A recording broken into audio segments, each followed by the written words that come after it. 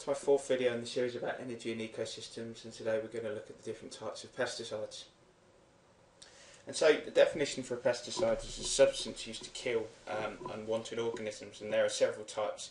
Herbicides, which are linked to plants, insecticides, insects, fungicides for fungi, and these are all chemical methods of control. So it involves basically spraying plants with a certain chemical, and those chemicals can be toxic to the things that you're trying to kill. Some of the pesticides can be a broad spectrum, which means they kill a wide variety of organisms.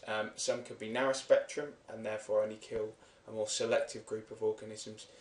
If you were designing a pesticide, you want it to be more selective, and so it only targets the things that you're actively trying to kill, and therefore it doesn't have such a massive effect upon the ecosystem.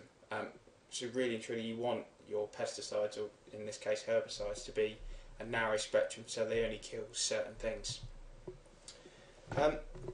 Again, insecticides, they can be broad spectrum or specific, and they can either be contact or systemic. What contact means is you must be actively sprayed upon the insect for it to have an effect. The problem with this is if you then get a later infestation, obviously a contact insecticide is not very effective, and so what you need is a systemic one, and a systemic one is one that accumulates itself within the plant, and so when these organisms come to feed upon the plant, it has a much bigger effect. The problem with this is you're basically putting a foreign chemical into a plant, and that could have knock-on effects that you don't see straight away.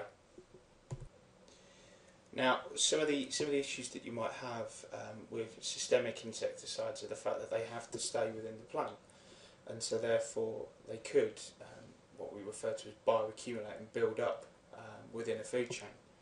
And so obviously you want a systemic insecticide to be effective, and so it needs to stay within the plant for a certain period of time, but you don't want it to be permanent, and so when you apply an insecticide you'd want it to break down eventually, and so this is a major problem with some insecticides, is they can actually build up within a food chain or a food web, and can actually cause problems for larger organisms higher up the food chain, in some cases actually humans.